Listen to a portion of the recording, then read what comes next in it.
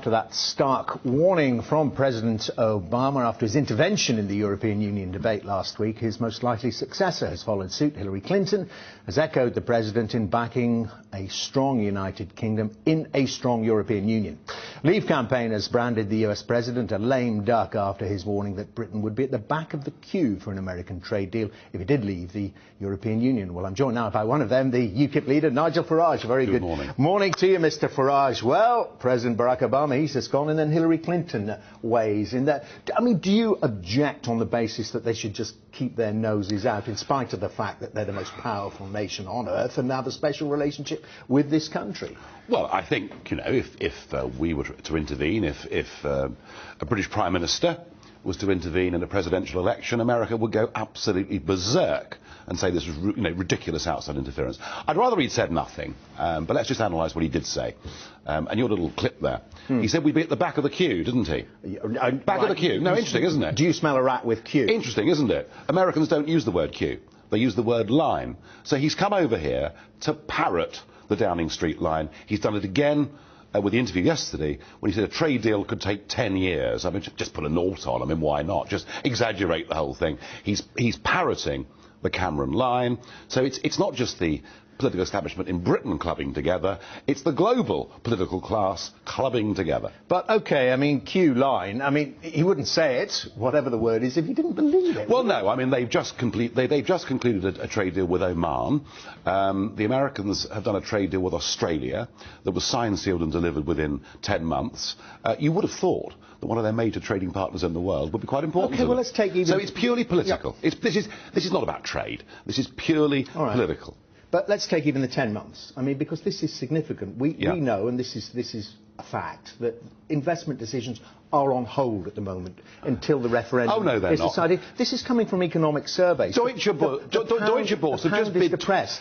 Even if you negotiate the trade deal in 10 months, you've still got 10 months of uncertainty. First things first, Deutsche Börse have just bid 20 billion for the London Stock Exchange. Toyota are investing money. Avon are moving their European headquarters to London. There's plenty of investment still coming into the UK at the moment. The pound is weak. Do you know what? The pound has been in a bear market since July 2014. I used to do this for a living. I know about these things. All right, and sterling will go lower regardless of the result. You know, let's face it. British public finances are not in a great state, all right? So that's why the pound is going down. Now, on the big questions about... We do not have a trade deal with America at the moment, and yet we do lots of business. China doesn't have a trade deal with the European Union, and yet sells it 300 billion euros worth of goods every year. You don't actually have to have trade deals to do business, but it's preferable if you do. And remember, when we vote to leave, we invoke Article 50 of the European treaties, which means for up to 2 years, our trading relationships are completely unaffected, giving us all the time in the world to sort out new relationships. And you agree with Boris Johnson, don't you, the Mayor of London, about the President's background having an effect on his view about the UK? Of course, Boris Johnson referred to his part Kenyan ancestry, and you've said about Barack Obama because of his grandfather and Kenya colonisation. I don't think that's the point. I've made these points about Barack Obama for several years. You know, it struck me over the spill in the Gulf, when BP was the responsible company, Barack Obama kept calling it British Petroleum and did it in a certain way. But I don't think that's the point. You think he's anti-British? I don't think he's very pro-British. Because of the Kenyan grandfather? What the reasons are, frankly, don't matter. What matters is the intervention he's made in British politics. Well, was Boris Johnson wrong then? I'm not saying Boris was wrong, but I think if you're seen to be attacking the man and not the bull, then that's not where we need to be. But you've done it. Well, I've been saying it for some years. Does that make a difference? I could just deny my past, but I can't really do that. I've said for some time that Barack Obama is not a pro-British president. But frankly, that is not the issue. The issue here is he's spouting a line. He's saying he doesn't think the UK should be an independent sovereign democracy. And he's saying... But it does matter, Mr. Farage, because, you know, you're talking about motivation, about why he's saying it. Now, you've agreed with Boris Johnson in the past that he has a certain animus towards the UK because of Kenya and colonisation. There is a bigger motivation, and that is, with this trip and with what he said, he's guaranteed his financial future. He's done the bidding of the giant American corporates who want Britain to stay in the EU. Why?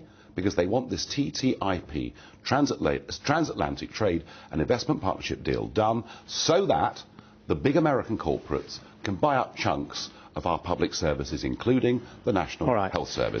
That's a bigger motivation. Let me move this on into the overall campaign to leave. Of course, Boris Johnson in that camp that got the official designation. Do you think he's messing it up?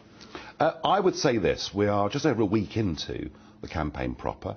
I think the Leave campaign has got two fundamental problems. The first is that it appears that the Leave campaign is just the Conservative cabinet ministers, and it's fantastic that we've got 6 of them on board, but if that's all we see, well, that's no good, because nearly 75% of the electorate did not vote Conservative in the elections last year. I was on a TV debate, a radio debate on Friday with Mick Cash, who leads the RMT, made a very eloquent left-wing case as to why the EU was actually bad for workers and bad for workers' living standards. I think to win this referendum, you've got to see trade union voices, you've got to see Labour voices, you've got to see UKIP voices. You know, we've got to be appealing to a broader group of people than just the Tory electorate. The second problem is, if we debate economics and trade, and we can go around in circles for weeks, and the public will be none the wiser, in my opinion, at the end of it. But if we do that, that's kind of defending our goal, right? Because they're attacking us on this. What the Remain camp do not want to talk about is the fact we have an open door to 508 million people. What they don't want to talk about is the fact that 2 of those murderers in Paris had come back into Europe using the Greek islands, posing as migrants, and what we as a Leave campaign need to do is to start talking about those issues, which the Remain camp will find difficult to defend. Well, you've described it there. You've been sidelined. How frustrated does that make you? Well, I'll be very frustrated if we lose the referendum, and it's up to those of us who, and I'm one of them, it's up to those of us who the official Leave campaign don't wish to use, to go out around the country and make our own noise, and I will be doing that. Talking about foreign political leaders offering support, we heard there your criticism of Barack Obama, Hillary Clinton, of course weighing in on your side, Marine Le Pen from the Front National. Apparently she's coming over in a couple of weeks to the UK. Are you going to meet her? Do you welcome that? No, I don't think it's particularly helpful.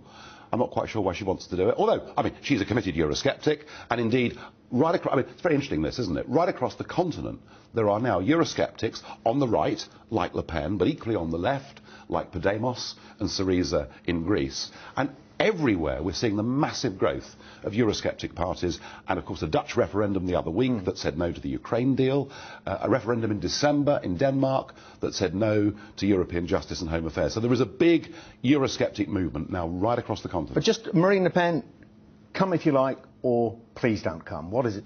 I don't think her intervention would help our side of the debate. I'd rather she didn't come. But I mean, I've heard some ridiculous ideas this morning put around that we should ban her from entering the country, and that clearly would be even more ludicrous. Okay.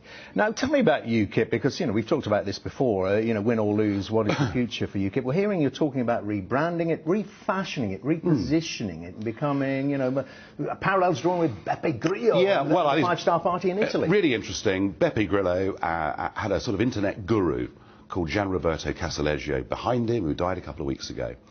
They're now on 30% of the national opinion polls, and they've swept the youth vote in Italy. Similarly, an organisation called Green Steel in the Netherlands got nearly 500,000 signatures for that referendum that took place the other week. And what I'm seeing, because I'm out around the country every day, because there's a massive set of elections coming up in a few weeks' time. So I'm all over the UK. And I keep meeting people between 18 and 30 who are enthusiastic UKIPers. Whoa, right behind you, mate. Love your videos. We retweet your stuff. So you think the image is a bit too fusty? You appearing in a pub with a pint of old wallop or whatever it is. It's not really appealing to the 18 to 25s, is it? Well, I'm saying the opposite to that. I'm saying I'm meeting them in pubs and elsewhere, and I'm finding some really enthusiastic support from this segment of the population, and yet not one of them has considered joining UKIP. They just don't think about, you know, filling in a form and writing out a cheque and sending off 30, just, you know, and having their membership card in their wallet. That generation don't engage with politics like that. Now, we saw a specimen of this last year when the Labour Party said you can join for £3 and have a vote. huge numbers of people joined the Labour Party. I think by going online, by modelling some of what Beppe Grillo's done in Italy, we could make UKIP a big political party. Well, let's do the parallels here. You just said it there, except you didn't say the name. Modelling it on what Jeremy Corbyn's done. No, I'm saying... Nigel Farage says Jeremy Corbyn's done a good job. I'm saying the Labour Party attracted hundreds of thousands of new members last year, and particularly a younger generation that got involved. And I think if UKIP does that, and we give our membership a say, engage them, say, look, by giving us a few quid online, you effectively become a shareholder. In this outfit. And they take policy decisions. And we will say to you, we're considering going for this as an area of policy direction. Are you with us? Are you against us? Engage them. That's what Grillo's done, and it's worked. OK, Nigel Farage, UKIP leader there. Thank you very much indeed. Very good to see you, Mr Farage.